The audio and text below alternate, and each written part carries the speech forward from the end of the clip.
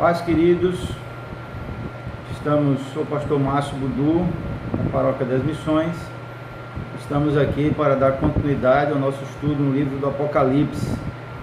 Desde já, sejam todos bem-vindos e espero sinceramente que esse estudo seja edificante para a sua vida. E nós estamos no capítulo 21, iremos iniciar hoje o capítulo 21 e estamos já bem pertinho de terminar o nosso estudo. Sejam todos bem-vindos. Já estou vendo aí Janda, Clebson, mais alguém chegando. Amém. Carminha, bem-vindos. Vamos orar então. Senhor, em nome de Jesus, nós queremos colocar as nossas vidas diante do Senhor e te pedir que o Senhor venha, através do teu Espírito Santo, iluminar as nossas mentes e corações para que possamos compreender as revelações, os mistérios da tua palavra, Pai. Em nome de Jesus, e especialmente, Senhor, depois de compreender, que possamos praticar aquilo que estamos aprendendo da tua palavra. Não deixa que sejamos apenas conhecedores, mas nos ajuda a sermos praticantes da tua palavra. E que o Senhor possa ministrar nossas vidas nessa noite, nesse tempo de estudo, e que seja um tempo edificante na tua presença. Em nome de Jesus. Amém. Amém. Irmã Lourdes, paz, bem-vinda. Então, nós estudamos o capítulo 17. Deixa eu só colocar aqui no ponto dos estudos.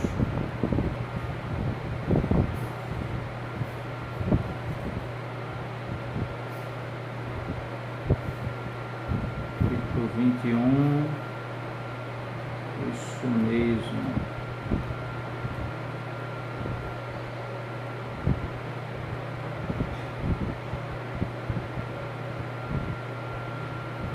Amém.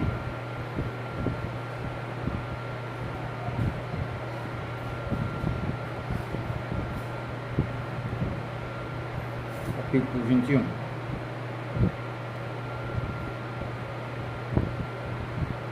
Quantos irmãos estão chegando? Irmão Socorro, Gilmere, sejam bem-vindas.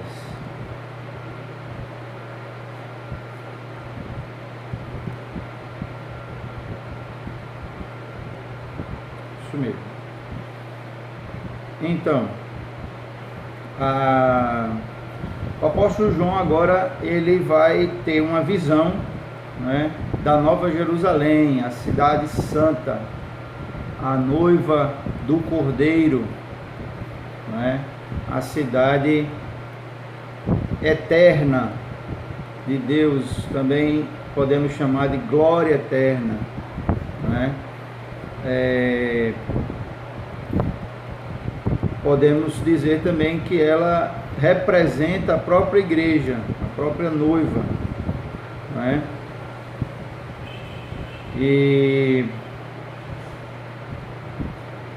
E a sua origem está no céu. Ela foi escolhida por Deus. Ivoneide, bem-vinda. Foi escolhida por Deus. E João agora vai contemplar o esplendor, né, da noiva do Cordeiro, da Nova Jerusalém, né, e falar dos seus fundamentos, da sua muralha, das suas portas. Joseluz, bem-vinda, boa noite. Das praças, dos seus habitantes, né? Então, nós vamos lendo aqui o texto e comentando. Vamos ler e comentar aqui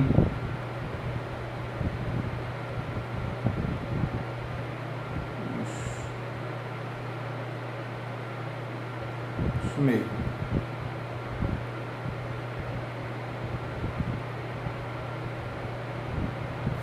Amém. Diz a palavra do Senhor, Apocalipse capítulo 21. Vi novo céu e nova terra, pois o primeiro céu e a primeira terra passaram, e o mar já não existe. Vi também a cidade santa, a nova Jerusalém, que descia do céu da parte de Deus,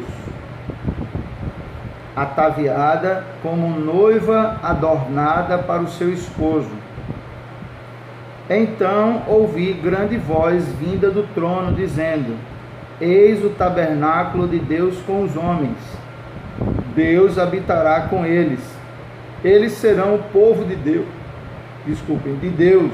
E Deus mesmo estará com eles.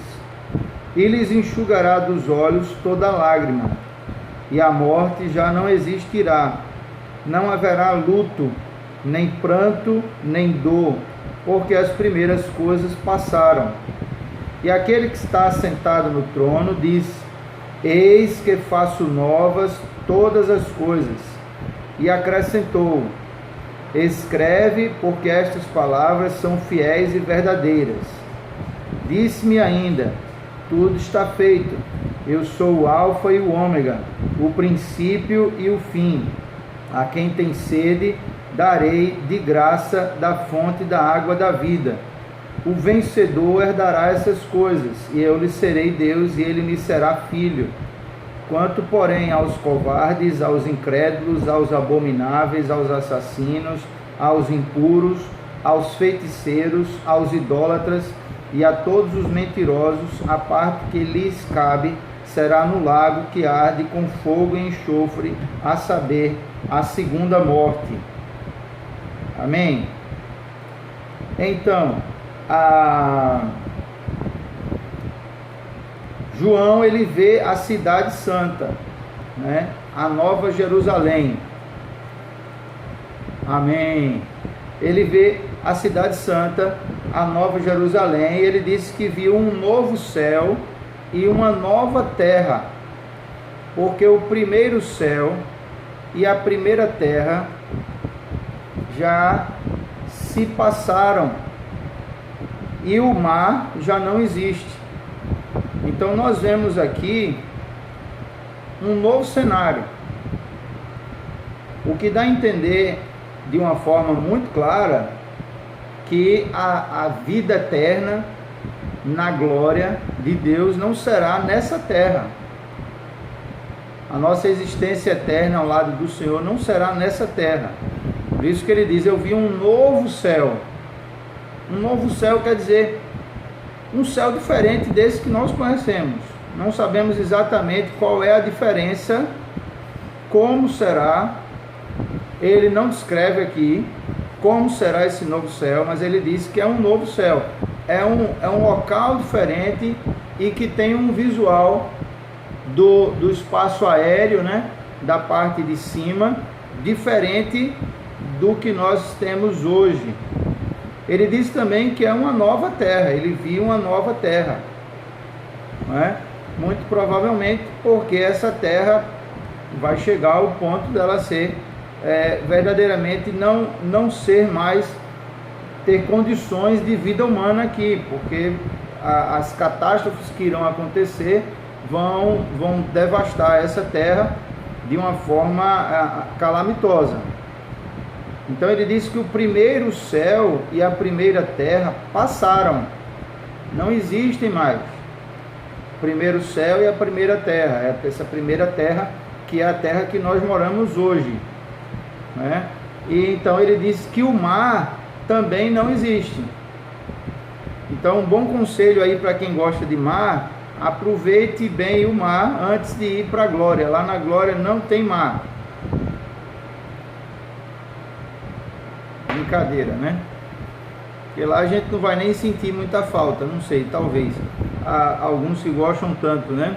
Mas o fato é que Deus já deixou bem claro aqui na sua palavra que lá na glória não tem mar, não tem praia, né?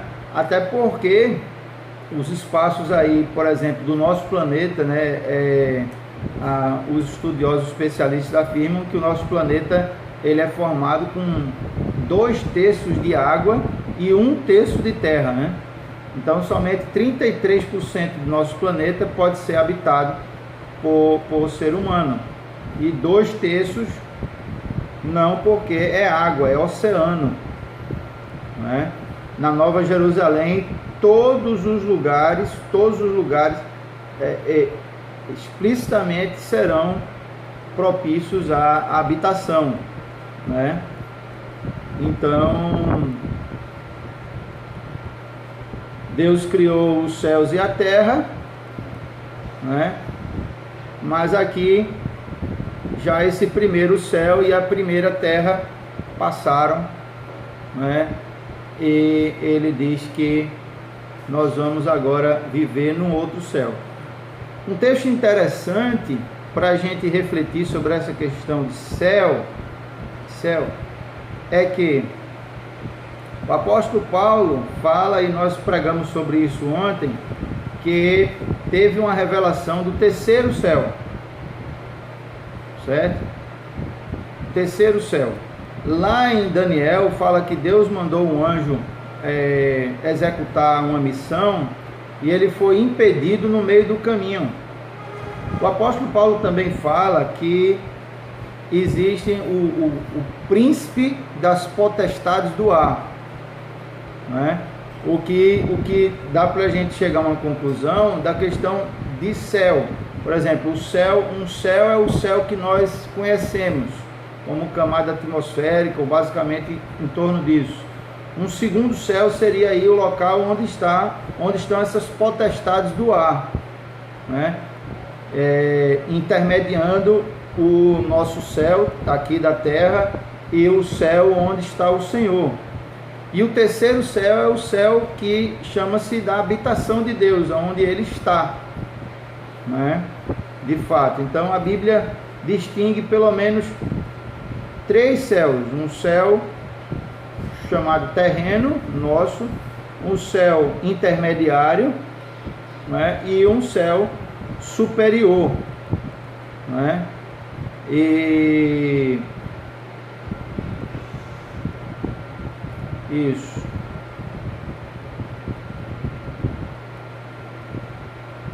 Então Deus, ele está também, o terceiro céu é o mais alto, mais elevado de todos, né? Porque ele está acima de todas as estrelas, ele está acima de todos os astros, ele está acima de todo o universo. Amém? Então ele vai dizer aqui: o mar não existe mais, é um novo céu, uma nova terra. Ele diz: vi também a cidade santa, a Nova Jerusalém, que descia do céu da parte de Deus, ataviada como noiva, adornada para o seu esposo.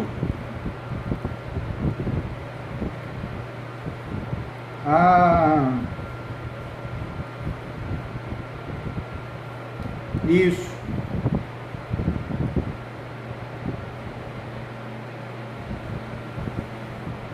Ele descreve aqui que essa cidade, ela estava muito bem, né, adornada, muito bem decorada, né, muito bonita, vamos dizer assim, preparada para o seu esposo, para o seu casamento, né? E diz aqui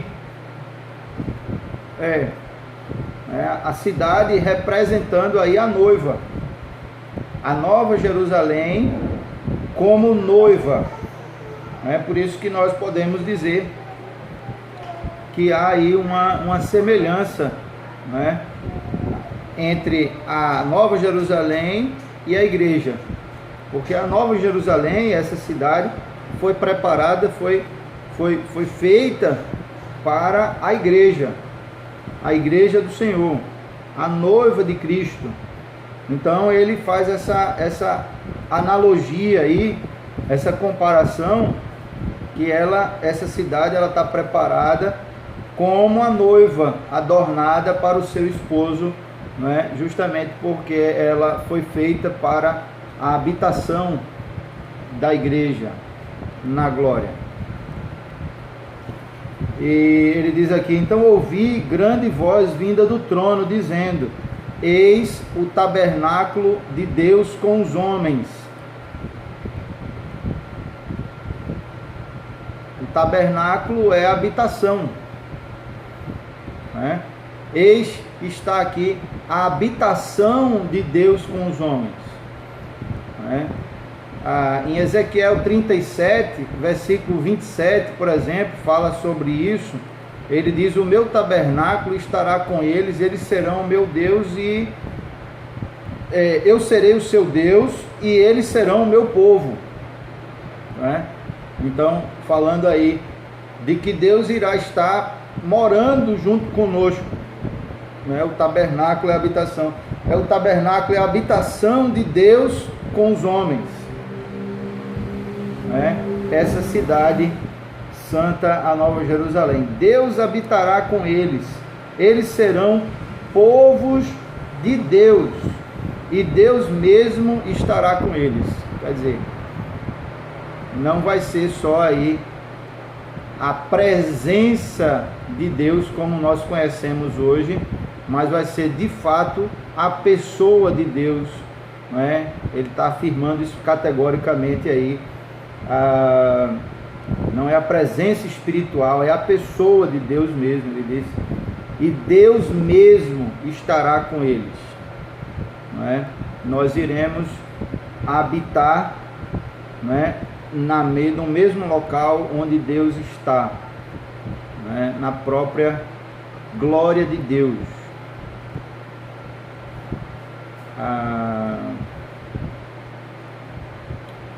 E aqui ele fala do versículo 4, né, que e lhes enxugará dos olhos toda lágrima, a morte já não existirá, não haverá luto, nem pranto, nem dor, porque as primeiras coisas passaram, né?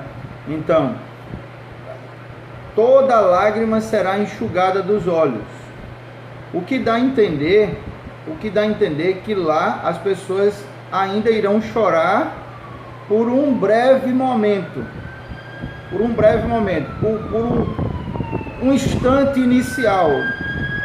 Não sei por que exatamente, não é?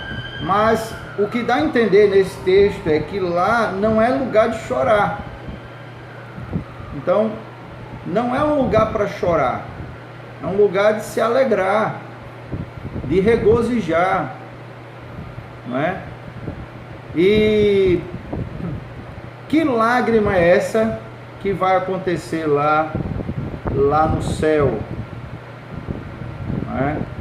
Então, lá não haverá morte, não haverá luto, nem pranto, nem dor, nem enfermidade, nem nenhum sofrimento, né, vai haver lá. Ele disse aqui: porque as primeiras coisas se passaram. Tudo que nós vivemos aqui nessa terra, de ruim, de difícil, não vai haver nada disso lá, né? Então,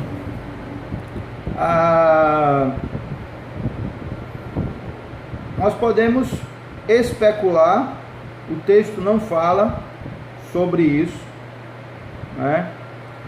E que essas lágrimas podem ter duas causas, no meu entender. Vocês fiquem à vontade. Eu fico imaginando que essas lágrimas podem ter duas causas.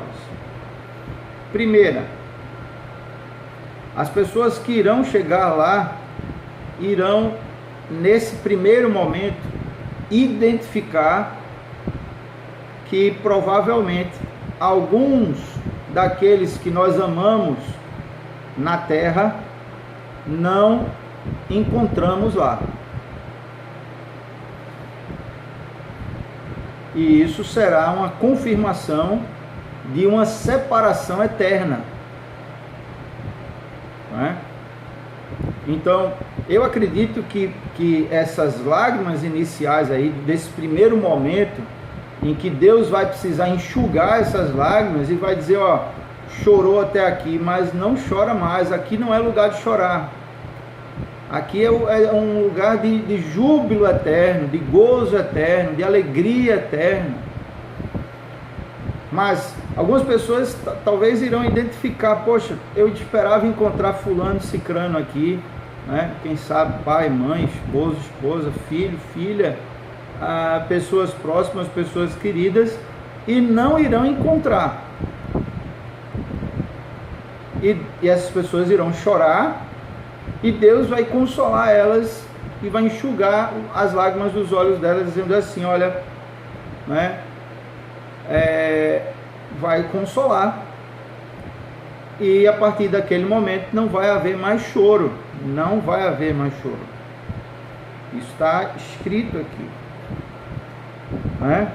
Não haverá luto, nem pranto, nem dor, não haverá mais. A segunda causa aí possível desse choro é talvez um choro misturado de alegria e constrangimento. Porque eu acredito que a glória eterna, o céu, a nossa habitação eterna é algo tão maravilhoso, tão bom, é algo que vai realmente impressionar todos nós, por ser muito, mas muito, mas muito acima das nossas expectativas, por mais altas que sejam. É algo inimaginável.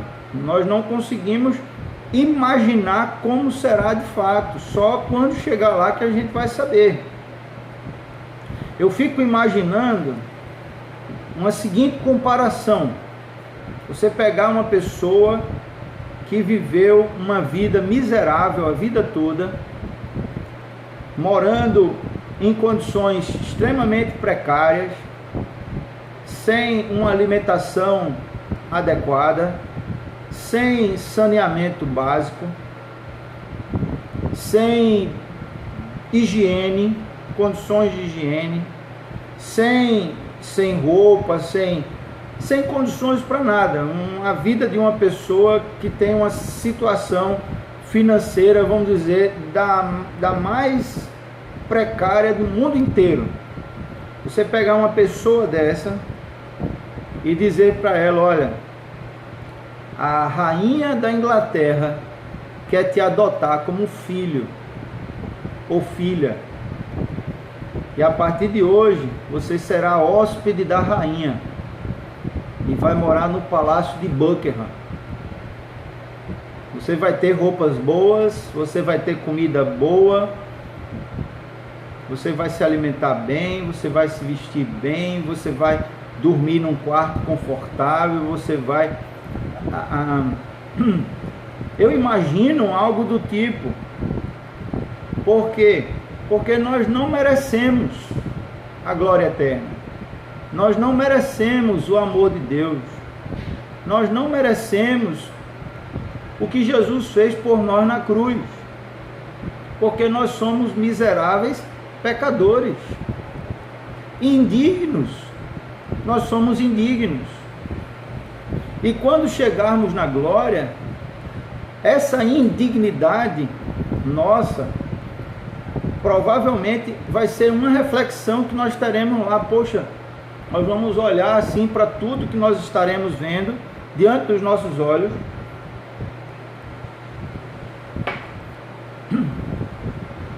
e vamos ficar tão impressionados, tão maravilhados com tudo que estaremos vendo, e nós vamos chegar a essa conclusão de uma forma constrangedora, constrangidos, vamos dizer assim: eu não merecia estar aqui. Eu estou aqui única e exclusivamente pela bondade de Deus, pela misericórdia de Deus, pela graça de Deus, pelo amor incondicional de Deus por mim. Estão entendendo isso? Eu acredito que vai ser uma coisa constrangedora para a gente. É como se fosse assim: a graça é isso, é favor imerecido, né? é a gente receber um presente, mas de uma forma assim tão grande, tão maravilhoso, que nós vamos olhar e dizer assim: eu não mereço isso, e ficar constrangido. Não sei se vocês estão me entendendo.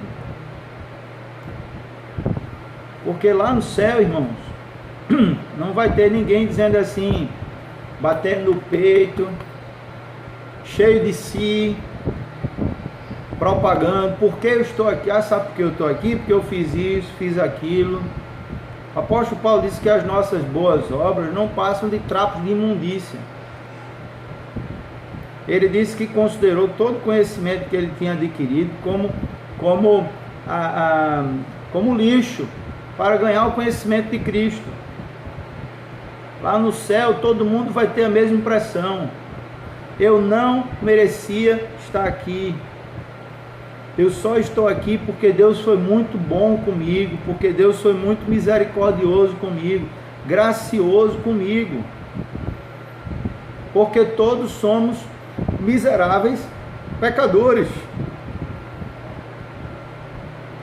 Por merecimento, todos merecemos ir para o inferno. É por isso que a graça de Deus é tão maravilhosa, porque é um favor imerecido. Nós recebemos a vida eterna, a salvação, o perdão dos nossos pecados, sem merecer.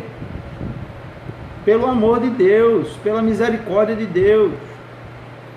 Vocês estão entendendo isso? Se pegar uma pessoa que viveu a vida toda numa comunidade, num barraco, sem banheiro, sem cama, dormindo no chão, sem se alimentar direito, sem ter roupa para vestir, sem ter nada, e levar ela para um palácio real e dizer assim: aqui, a partir de hoje, essa aqui é a sua casa. Eu acho que essa pessoa vai ficar sem acreditar, assim, vai ficar assim: poxa, isso aqui é a minha casa. Eu não acredito. E eu acredito que vai sair lágrimas dos olhos dela.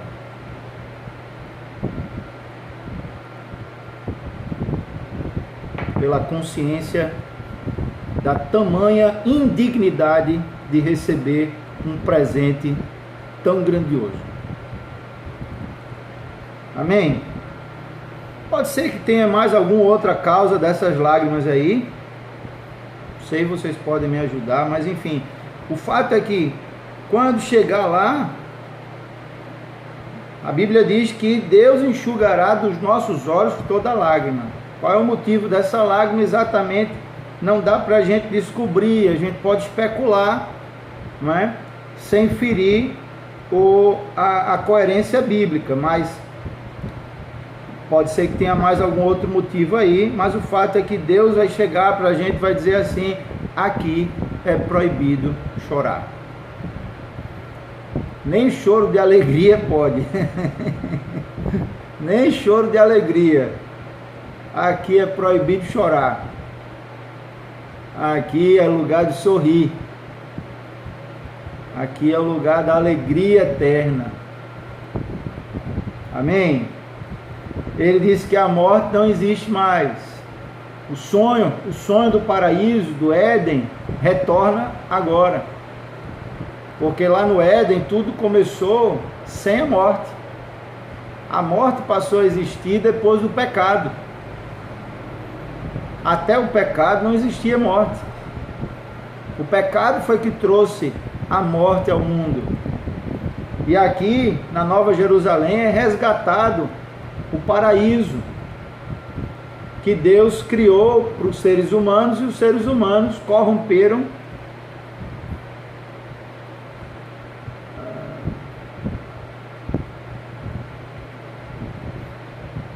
retornou. Deu uma paralisada, mas retornou. Os seres humanos corromperam por causa do pecado.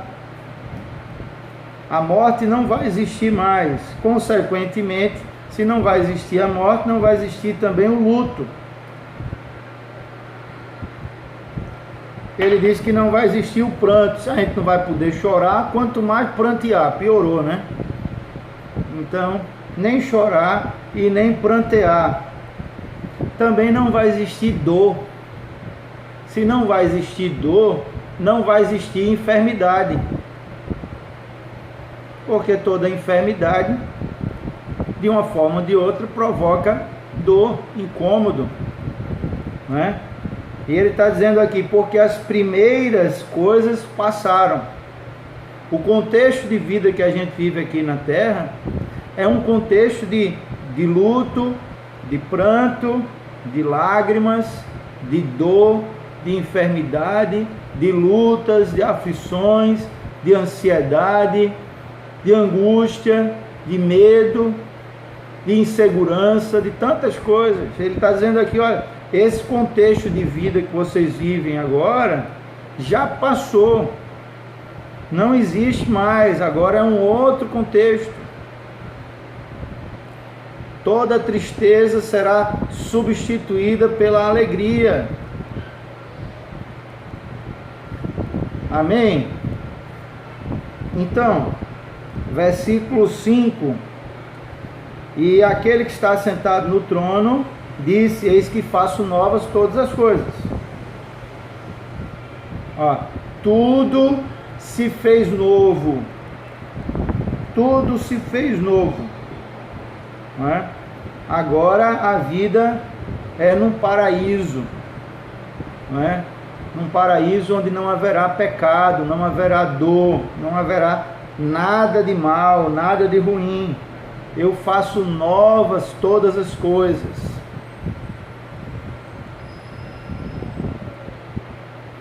Amém? E ele disse aqui mais o que? Escreve essas palavras, porque elas são fiéis e verdadeiras. Eu não comentei porque eu acredito que vocês todos já sabem quem é aquele que está sentado no trono. Não é?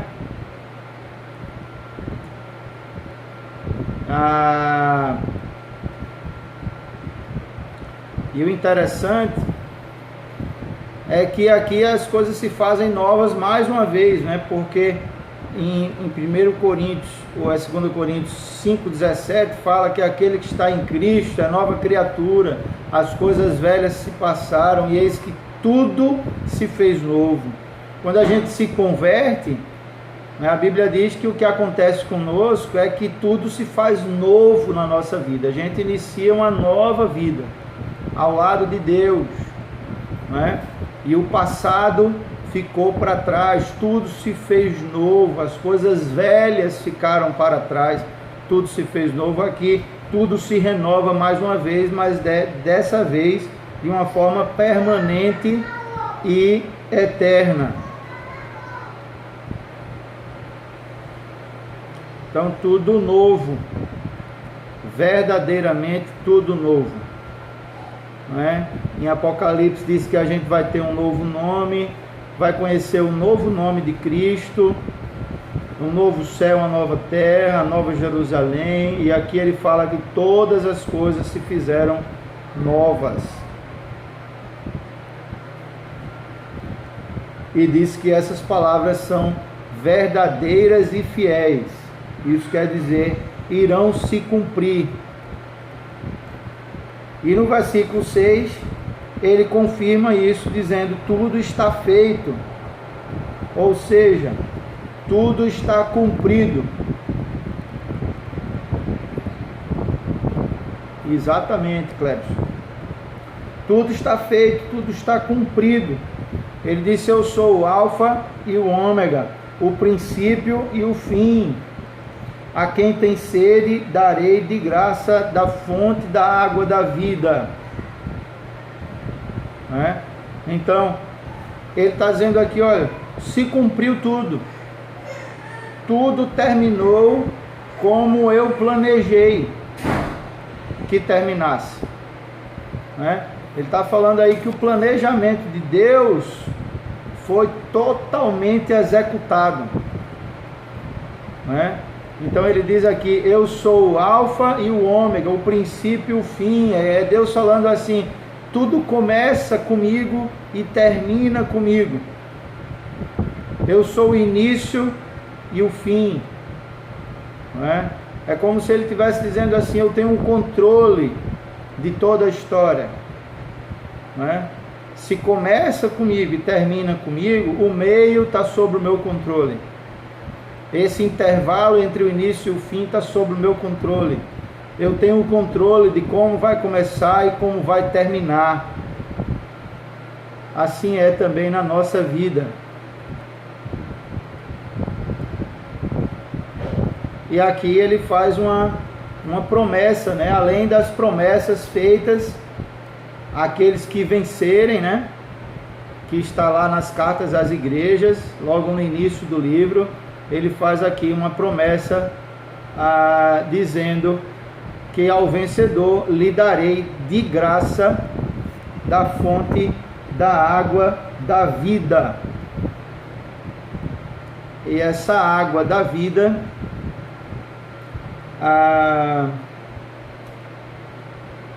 é que fala em Apocalipse capítulo 22, versículo 1,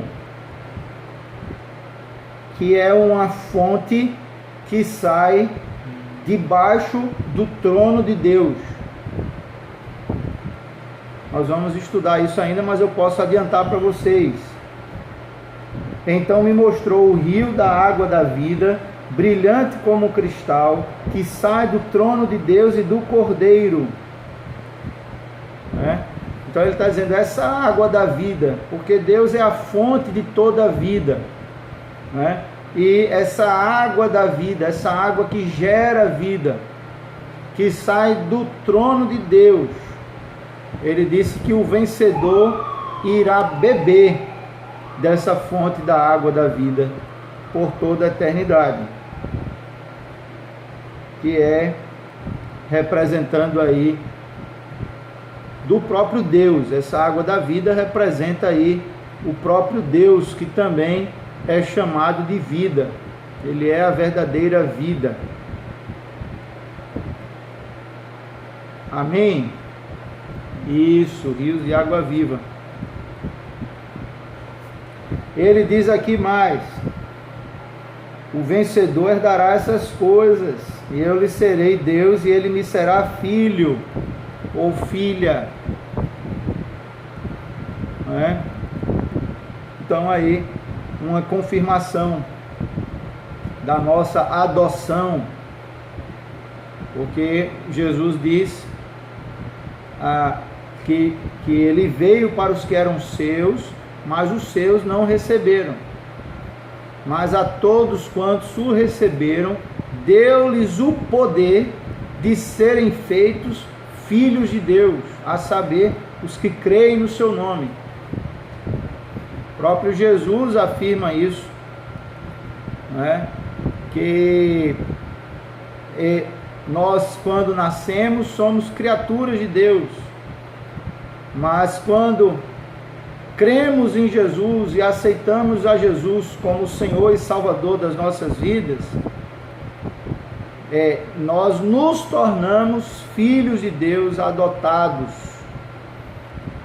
irmãos de Jesus, herdeiros de Deus e co-herdeiros com Cristo. Isso que o apóstolo Paulo disse, que o próprio Jesus diz também. Amém? Então, quanto porém aos covardes, versículo 8, Apocalipse capítulo 21, versículo 8, mais alguns irmãos entraram aí, sejam todos bem-vindos, vi Marluz por aí, amém. Quanto porém aos covardes, aos incrédulos, aos abomináveis, aos assassinos, aos impuros, aos feiticeiros, aos idólatras e a todos os mentirosos, a parte que lhes cabe será no lago que arde com fogo e enxofre, a saber, a segunda morte. Segunda morte é a morte eterna, ou uma existência eterna no inferno, longe de Deus. Então ele está falando aí, quem ficará de fora? Quem ficará de fora? Os covardes,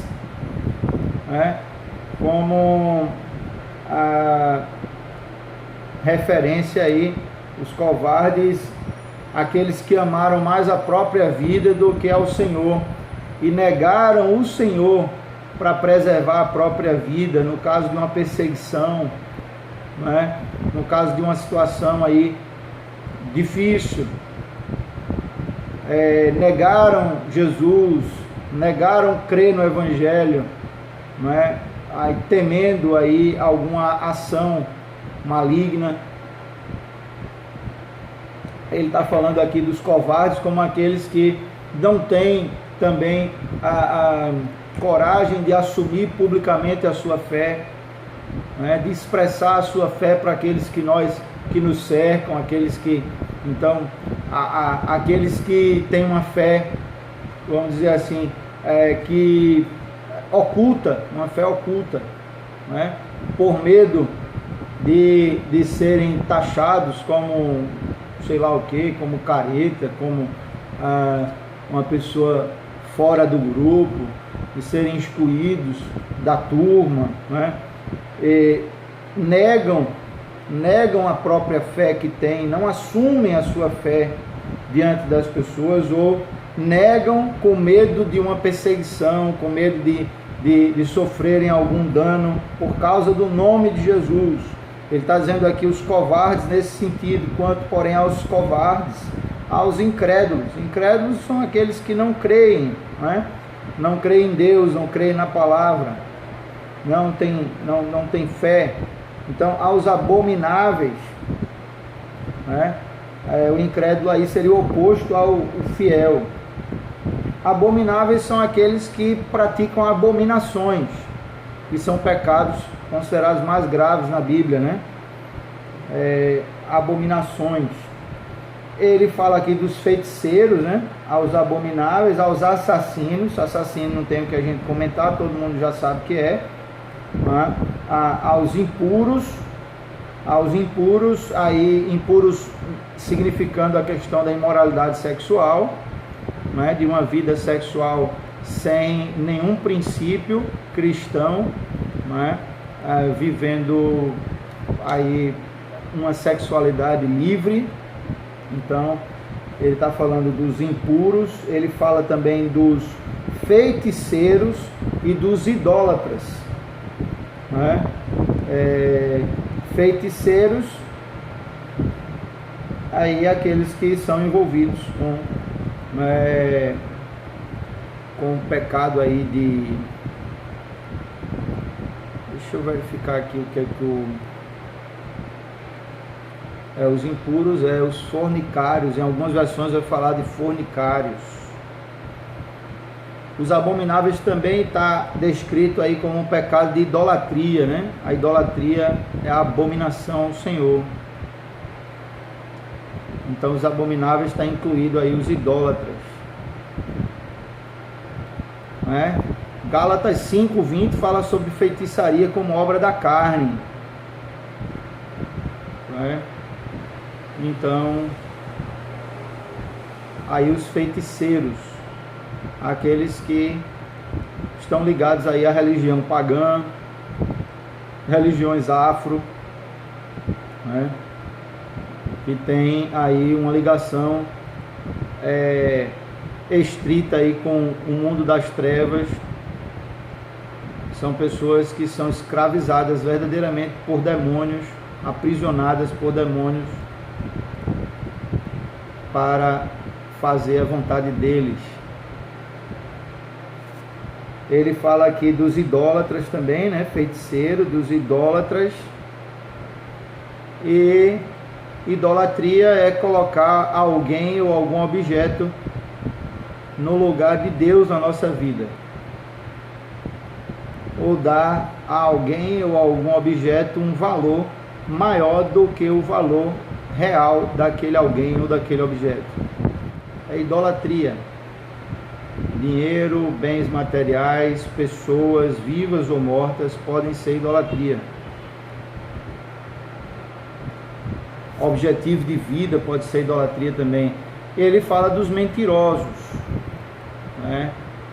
Então, o diabo é considerado o pai da mentira, João 8,44. Então, o mentiroso é aquele que vive uma farsa, né? Que cria um ambiente imaginário, situações imaginárias, né? Com o propósito de se promover, se beneficiar e de prejudicar outros também. né? Então, a mentira é tudo aquilo que não é verdade, e a verdade tem relação direta com a realidade. Verdade é realidade, e mentira é aquilo que não é real, que não é a realidade, é fora da realidade. Então ele diz que essas pessoas aí não irão para o céu, e nós devemos entender que essas pessoas não são pessoas que tiveram um momento em que desses pecados e buscaram se consertar e estão buscando, né, ser transformados por Deus. Por exemplo, você pode enxergar essa parte aqui dos assassinos e você entender isso como muitos católicos romanos entendem. Ó, se a pessoa matou alguém, o pecado de assassinato, né, de homicídio, é um pecado mortal. A pessoa não vai mais para o céu em hipótese alguma, não tem mais salvação. É como muitos católicos romanos interpretam, né, que é um pecado sem perdão. Mas não, na verdade ele está falando aqui das pessoas que viveram assim e não se arrependeram e morreram assim, achando que aquilo ali não tem nada demais, que está tudo bem, né, e não estavam arrependidos dessas obras. Então é interessante a gente parar para perceber isso, né? Não é o fato da pessoa ter cometido um desses pecados e ter buscado arrependimento e o perdão de Deus, não. Nesse caso aqui, não. Essas pessoas não buscaram arrependimento nem o perdão. Por isso elas irão para o lago de fogo e enxofre, que é a segunda morte, né? É a própria o lago de fogo eterno. Então vamos caminhando aqui para encerrar. Versículo 9, ele diz: veio um dos 7 anjos que tem as 7 taças cheias dos últimos 7 flagelos e falou comigo dizendo: vem, mostrar-te-ei a noiva, a esposa do Cordeiro. Quem é a noiva? Quem é a esposa do Cordeiro que ele vai mostrar? É a Nova Jerusalém, é a cidade santa. Por isso que eu estava falando no início, que a noiva do Cordeiro, a esposa do Cordeiro, que é a igreja, também é sinônimo desse local em que a igreja irá ficar por toda a eternidade, a cidade santa, a Nova Jerusalém. E me transportou em espírito até uma cidade elevada, até uma grande e elevada montanha, e me mostrou a cidade santa. Isso aqui não é mais na terra. Não é mais na terra. Ele está falando aqui que a terra não existe mais. Versículo 1 do capítulo 21. A terra não existe e o céu não existe. É um novo céu, uma nova terra. Ele diz que nessa nova terra, João foi transportado a uma grande montanha, e do alto dessa montanha o anjo mostrou a ele essa cidade santa, a Nova Jerusalém. Ele aqui é chamada só de Jerusalém, que descia do céu da parte de Deus. Ela descia, cidade santa, e diz que a qual ela tem a glória de Deus, né? Por isso que nós também chamamos a Nova Jerusalém de glória eterna, porque a cidade tem a glória de Deus. A glória de Deus está nela. Ele diz aqui: o seu fulgor era semelhante a uma pedra preciosíssima, como pedra de jaspe cristalina.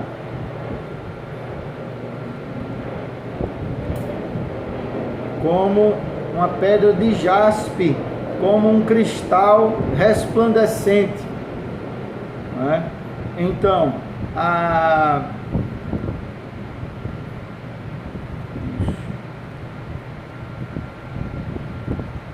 4:3. Só um minutinho aqui. Nós já falamos sobre a pedra de jaspe aqui em Apocalipse 4:3. Jaspe, essa pedra desconhecida no mundo de hoje, é provavelmente um diamante. sugerindo aqui pureza e santidade.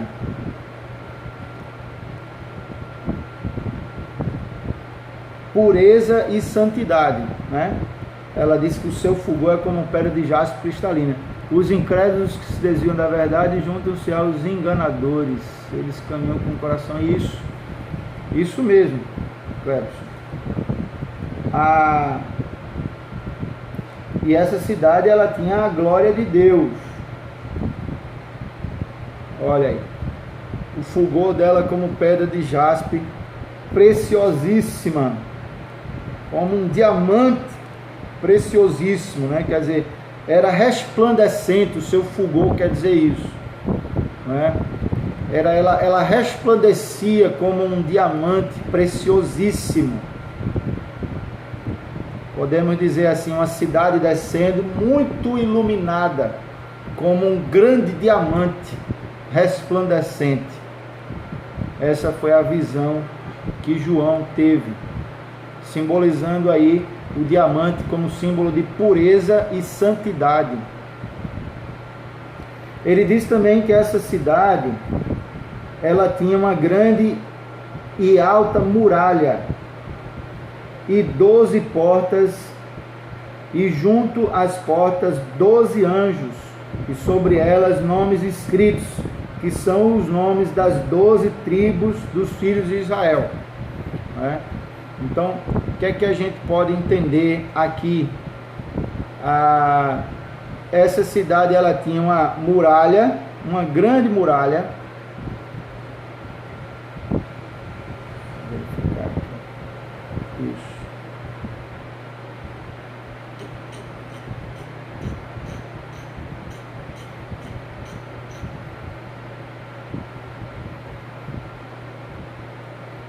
Isso.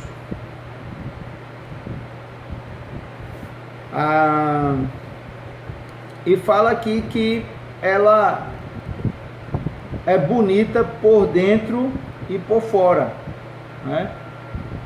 Ela não é bonita só pelo lado de fora, mas também ela é bonita por dentro. Ele diz aqui, olha,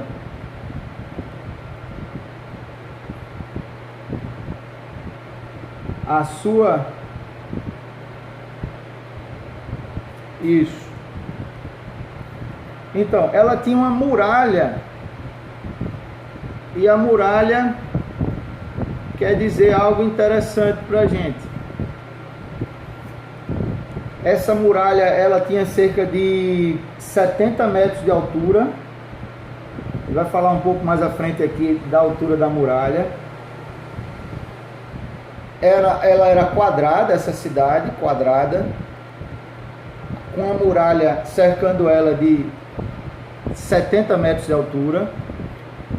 E muralha significa proteção, segurança, né? Embora haja portas. Porta é aquilo que a gente abre e fecha quando quer. Quem comanda essa cidade é que abre a porta para que entrem os que nela irão habitar. Mas tem uma muralha para dizer que nem todos irão entrar, né? Então, a muralha quer dizer que, embora ela esteja aberta a todos, não é aberta a tudo, né? O pecado não pode entrar nesse lugar, nessa cidade. Então, todos que têm o nome escrito no livro da vida irão entrar. Embora as portas estejam abertas, e ele vai falar aqui, cada porta tem um anjo para controlar aí o que entra e o que não entra, né? Então, primeiro vai falar dessas 12 portas, e que em cima de cada porta tem um nome de cada uma das 12 tribos de Israel, dos 12 patriarcas das 12 tribos de Israel, né? A cidade tem uma muralha grande e alta ao redor dela, e tem 12 portas, e junto às 12 portas 12 anjos, e sobre as portas os nomes escritos, que são os nomes dos patriarcas das 12 tribos de Israel. E aí ele fala que 3 portas estão a leste, 3 ao norte, 3 ao sul e 3 a oeste. Cada lado da cidade tem 3 portas. Ela tem portas para todos os lados.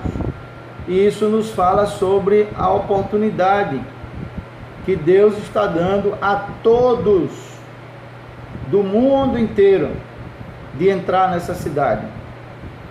Não é? Deus abriu portas para todos os lados. Não é? Mas só irão entrar aqueles que desejarem isso. Não é? Uma muralha alta, intransponível. A muralha realmente não tem como passar por essa muralha. É uma muralha de 70 metros de altura, né? É equivalente aí ao tamanho de um prédio de 20 a 25 andares, aproximadamente. Uma muralha bem alta mesmo. Então, as 12 portas significa que pessoas de toda tribo, língua, povo e nação, irão entrar nessa cidade. Todos que foram comprados pelo sangue do Cordeiro e entregaram suas vidas a Jesus e aceitaram Jesus como o Senhor e Salvador da sua vida.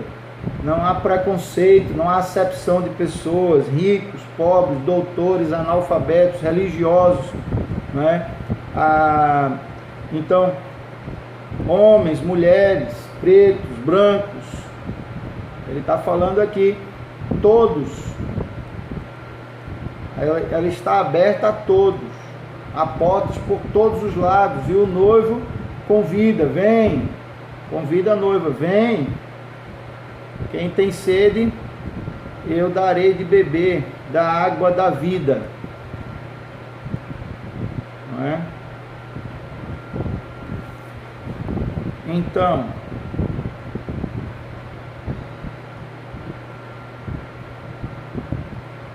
e aqueles que não se arrependeram dos seus pecados não irão poder entrar nessa cidade. Por isso que tem 12 portas, mas tem 12 anjos, cada um em uma porta para controlar aí a entrada. Então vamos fazer a leitura aqui de um pouco mais, a gente já está caminhando para o fim. Nós vamos falar mais alguns detalhes aqui dessa cidade. Ele fala que ela tinha uma grande e alta muralha, 12 portas, e junto às 12 portas 12 anjos, e sobre elas os nomes escritos, que são os nomes das 12 tribos de Israel, descendentes aí, fruto dessa linhagem aí de Israel, que o próprio Jesus também é parte disso. 3 portas se acham a leste, 3 ao norte, 3 ao sul e 3 ao oeste. A muralha da cidade tinha 12 fundamentos, e estavam sobre esses os 12 nomes dos apóstolos do Cordeiro. Então, a muralha da cidade tinha 12 fundamentos. Fundamento é o que se chama de alicerce, estrutura, é o que dá segurança à muralha, é o que sustenta essa muralha. São 12 fundamentos que tem na muralha, e esses fundamentos, diz aqui, que estavam sobre estes os 12 nomes dos 12 apóstolos do Cordeiro. Então já falou das 12 tribos de Israel, agora vai falar que os 12 fundamentos da muralha tinham o nome dos 12 apóstolos. Então nós podemos entender nesse versículo 14 aí, que é o símbolo da teologia da igreja. Não sei se vocês lembram, mas no credo apostólico, quando nós oramos o credo, nós falamos assim, creio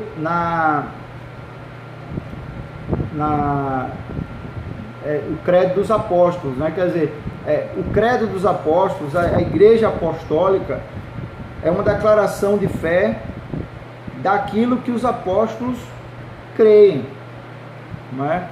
Então, a fé cristã, ela foi fundamentada, na doutrina dos apóstolos,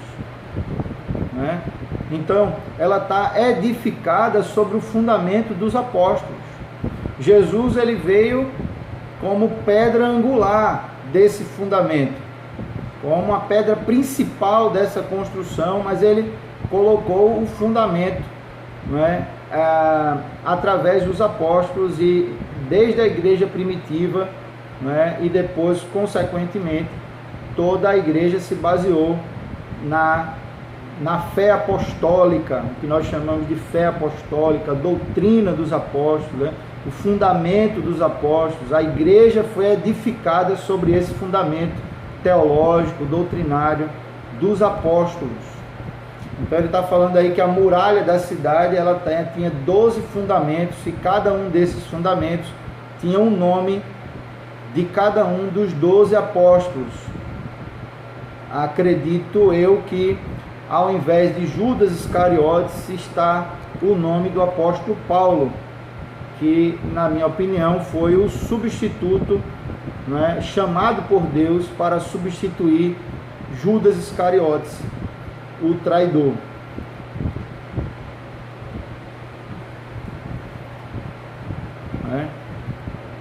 Então, esse fundamento dos apóstolos aí também representando a palavra de Deus, né? Como a fé apostólica e o fundamento dos apóstolos baseando-se na palavra. A igreja, a Santa Igreja Cristã, deixa eu ver o que o nosso povo falou aqui.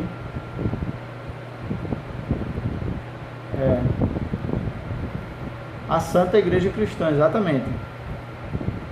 Né? Então, e aí ele vai falar aqui, capítulo 14, né? Versículo 14, capítulo 21, versículo 14. Aquele que falava comigo tinha por medida uma vara de ouro para medir a cidade, as suas portas e a sua muralha.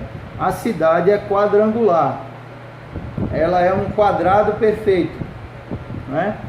Claro, todo quadrado é perfeito, tem os 4 lados iguais. Se não tiver um dos 4 lados iguais, não pode ser chamado de quadrado. E tinha um comprimento e largura iguais. Comprimento e largura iguais. Era um quadrado a cidade. E mediu a cidade com vara até 12.000 estádios.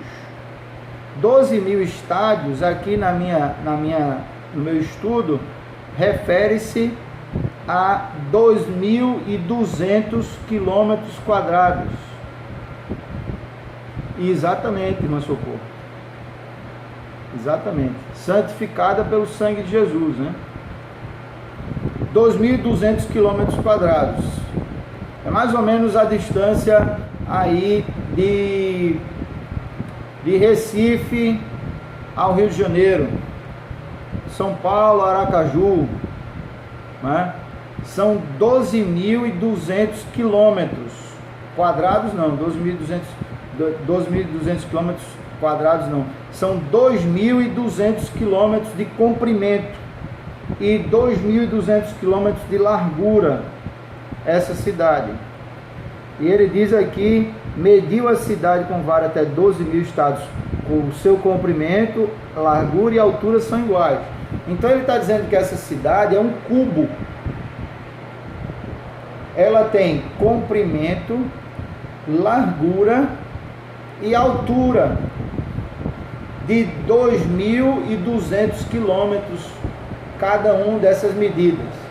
2.200 quilômetros de comprimento, 2.200 quilômetros de largura e 2.200 quilômetros de altura. O que pode dar a entender que essa cidade aí, que desceu do céu, que foi comparada com um diamante resplandecente, brilhoso, ela tem um formato de um cubo. Ela é quadrada, mas ela não é só quadrada, tendo duas medidas, largura e comprimento, mas ela também é quadrada com a terceira medida, que é a altura. E se tem largura, comprimento e altura, né, e é um quadrado, então ela tem 4 lados iguais, mais altura igual, ela é um cubo. Então ele está falando aí que a geometria dessa cidade é que ela é um cubo com 2.200 quilômetros em cada uma das suas medidas: largura, comprimento e altura. O que pode dar a entender a gente que essa cidade pode ter vários andares, vamos dizer assim. Ela pode não ser só a parte mais baixa, pode ter, diferentes níveis aí. Não estou falando de nível de melhor, de pior, porque eu acredito que tudo vai ser igual. Não vai ter melhor nem pior nada. Tudo vai ser maravilhoso, não é? Mas o que dá a entender quando se fala de altura é que é uma parte da cidade que provavelmente também vai ser habitada, quando se fala da altura dela, não é? Então é um cubo habitado, bastante grande. Alguns ficam incomodados com o tamanho da cidade, achando pouco. Mas, por exemplo, o Brasil, ele tem uma área total territorial de 8.516.000 quilômetros quadrados, né? Então o Brasil tem 8.516.000 quilômetros quadrados. A Nova Jerusalém vai ter 4.840.000 quilômetros quadrados, cerca aí de 60%, 55 a 60% do tamanho do Brasil, um pouco maior que a metade do Brasil. Esse é o tamanho da cidade revelado aqui na Bíblia. Então nós podemos entender, por exemplo, o Brasil, ele tem 90% do seu território não habitado, não é? Se a gente for verificar o quantos por cento do Brasil que é habitado, verdadeiramente habitado, cerca de 10% do território do Brasil que é habitado, não é? A grande maioria do território não é habitado. Então, sobre a questão da capacidade de habitação dessa cidade, eu acredito que seja extremamente grande, né? Outro detalhe para a gente observar aqui, sobre o tamanho da cidade, cerca de 4.840.000 quilômetros quadrados, pouco maior que a metade do Brasil. Mas não é só um plano quadrado, é um cubo, porque tem altura também, né? E ele diz aqui, olha, mediu também a muralha tem 144 côvados. 144 côvados é cerca de 70 metros de altura, a medida da muralha. 70 metros de altura, uma altura de um prédio de 20 a 25 andares. Ele diz aqui, a estrutura da muralha é de jaspe. Jaspe, mais uma vez que eu falei para vocês, é como se fosse um diamante, se referindo a um diamante. Também a cidade é de ouro puro, semelhante a vidro límpido. Toda a cidade é feita de ouro. E o que dá a entender a gente sobre o ouro, irmãos, permita-me prolongar um pouquinho aqui, além da hora. Ouro é o metal mais nobre que nós temos aqui na terra. Por causa do ouro, muita gente já perdeu a vida, já matou e já morreu brigando por causa de ouro.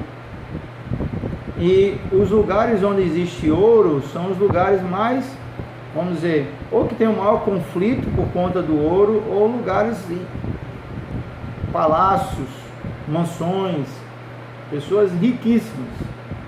Só que aqui diz que essa cidade, ela vai ser toda feita de ouro. Quer dizer, o que é que dá a entender aqui? Isso, é o credo, né? Olha, Janda escreveu aqui o credo. Isso.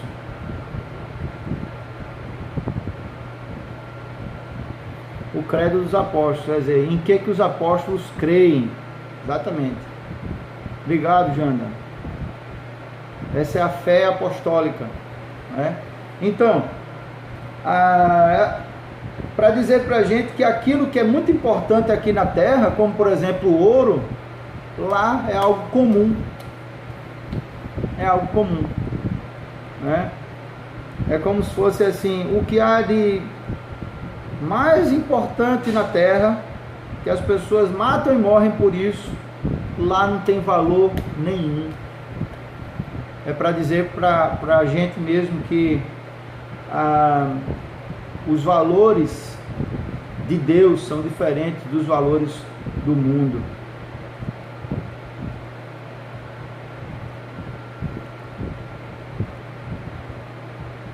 Isso, exatamente, irmão Socorro. Na Santa Igreja Católica, como no sentido de igreja universal. Isso.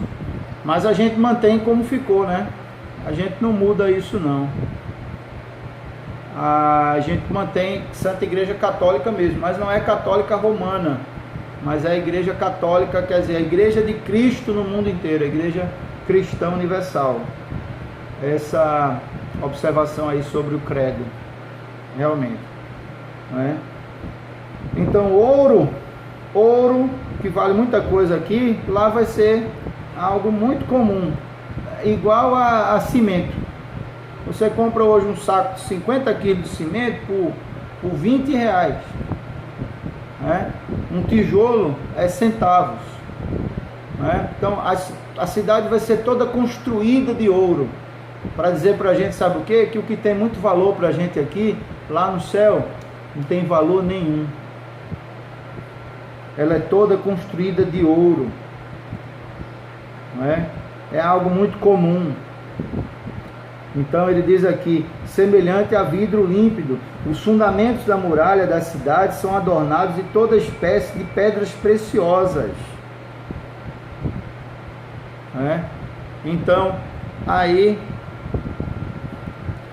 pedras preciosas adornando essa cidade.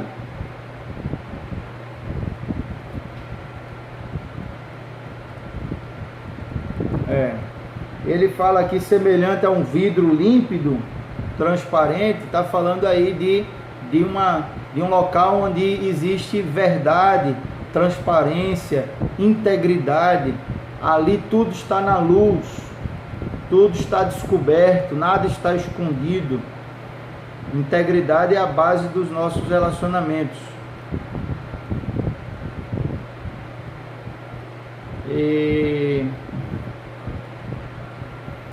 Então ele vai falar aqui mais o que? Os fundamentos da cidade estão todos adornados de pedras preciosas. Isso quer dizer que ela é bonita por dentro e por fora. Ela não é só bonita de aparência, ela tem beleza oculta. Porque fundamento adornado de pedras preciosas, fundamento é alicerce. O alicerce é aquilo que não aparece, não é? Mas é aquilo que sustenta, que dá segurança. Então está dizendo que essa cidade ela também é bonita por dentro, no seu interior, no que há de mais profundo, ela também é bonita, ela tem beleza, vamos dizer, uma beleza que está também ali oculta, né? Ali como fundamento daquela cidade. Fundamento no sentido de alicerce. É de jaspe, e diz que os fundamentos dela, né? O alicerce dessa cidade, cada fundamento é de uma pedra preciosa diferente, de jaspe, de safira, de calcedônia, de esmeralda, de sardônio, de sárdio, de crisólito, de berílio, topázio, crisópraso, jacinto e ametista. É os fundamentos dessa cidade. Materiais preciosos foram usados na construção dessa cidade para magnificar a sua glória e a sua beleza. ela aqui diz também no estudo que o espaço geográfico dela é um espaço perfeito para abrigar todos os redimidos, todos que serão salvos, vai ter lugar para todo mundo. E ele finaliza aqui dizendo: as 12 portas são 12 pérolas, as portas são pérolas. Versículo 21.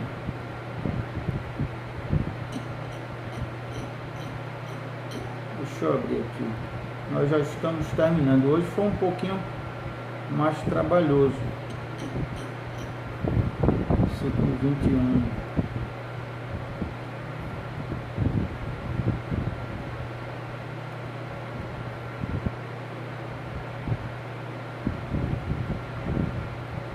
Então, aqui, pelo estudo de Severino aqui, ele vai trazer aqui um significado para cada uma das pedras preciosas dos fundamentos da cidade. Mas eu acho que vai ficar muito extenso para a gente comentar isso hoje, né? Mas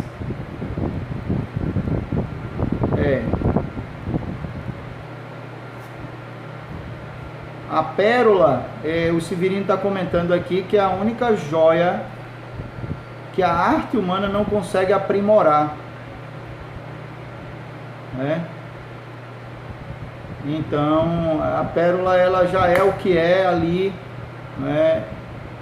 E é uma obra de Deus. Então ele está dizendo aqui que não pode ser melhor, não pode ser melhorada. É uma joia feita por Deus que o ser humano não pode aperfeiçoar. Impossível de ser aperfeiçoada. É uma riqueza incalculável. Ele está falando aqui, as 12 portas são 12 pérolas, e cada uma dessas portas de uma só pérola. Imagina, uma pérola gigante. Cada porta é uma pérola. A praça da cidade, ela é de ouro puro, como vidro transparente. Falando aí da praça da cidade, né? Nós já vimos aí que o vidro transparente quer dizer, significando a transparência, significando a sinceridade, significando a integridade, ouro puro. Aí falando que é algo muito precioso, mas que aos nossos olhos lá vai ser algo que vai se tornar, não é, como algo comum. É uma maravilha, verdadeiramente, Janda. Então, versículo 22, ele diz que não viu nela santuário. Lá nessa cidade não vai haver templo. Não vai haver templo, porque o Senhor, nosso Deus, ele disse, o Todo-Poderoso e o Cordeiro, né? O santuário é o Senhor. Ele é o próprio santuário. Ele é o santuário ali em pessoa. E nós vamos cultuar e adorar Ele de uma forma direta. Não vai haver templo, né? Praticamente a vida vai ser como se todos ali já estivessem num templo, né? A Nova Jerusalém, a Cidade Santa, a Glória Eterna, já vai ser uma vida de adoração, uma vida de culto ao Todo-Poderoso.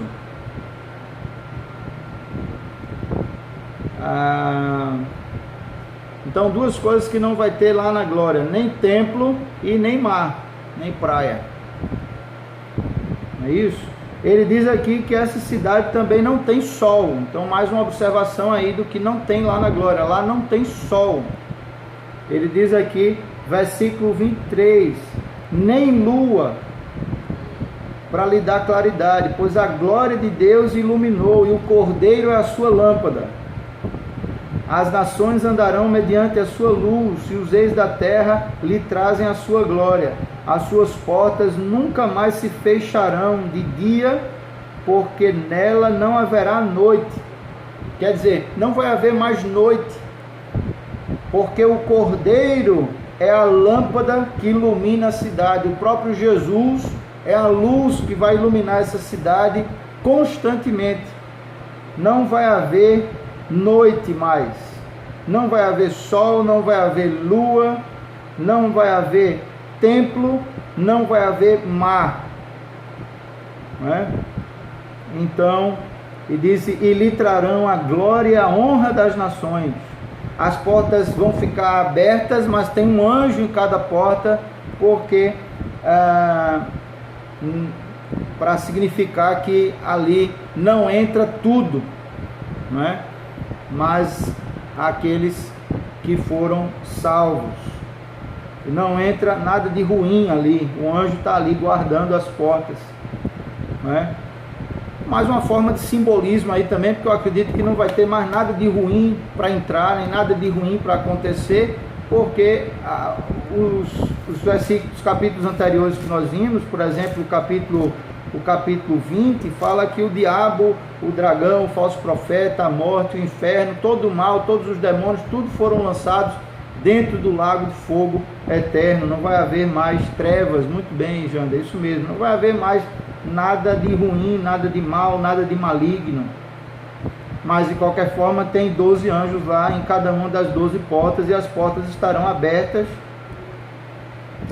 E diz aqui, nela nunca jamais penetrará coisa alguma contaminada, nem o que pratica abominação e mentira, mas somente os escritos no livro da vida do Cordeiro.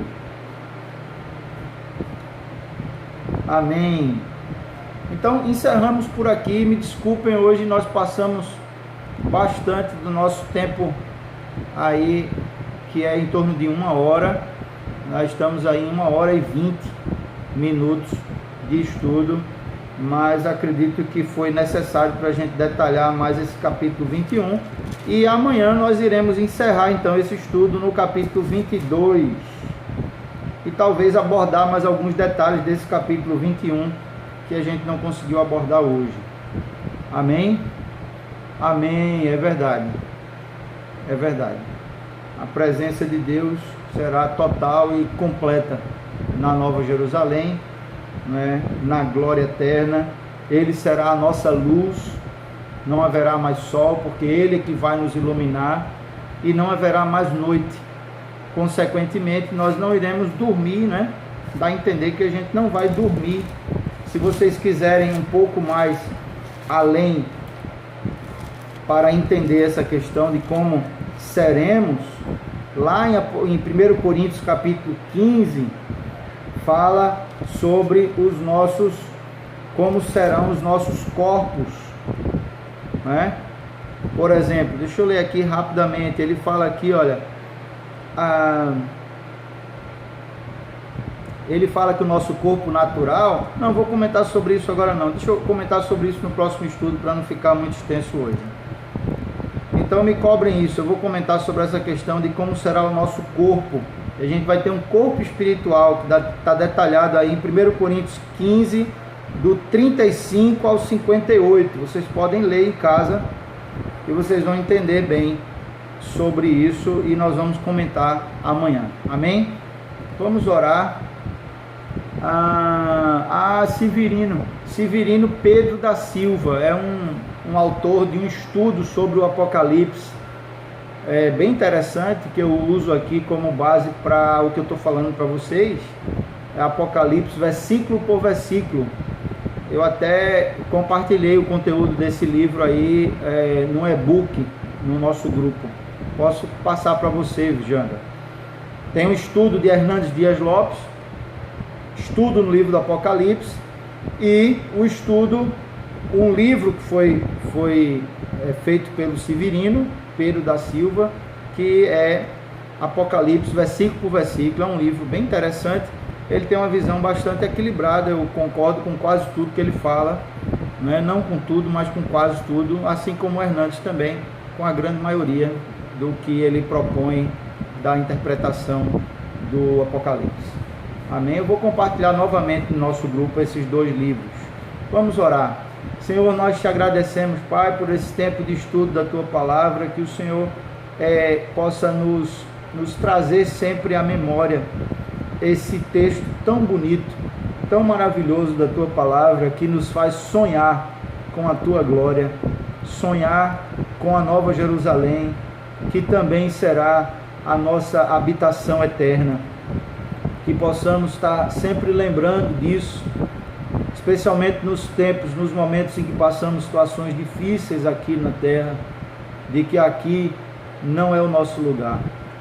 O Brasil não é a nossa pátria é a Nova Jerusalém, a nossa pátria é celestial, é lá que nós iremos passar toda a eternidade, no paraíso, no local onde não vai haver nenhum mal, nada de ruim, onde o Senhor estará presente conosco, não é? E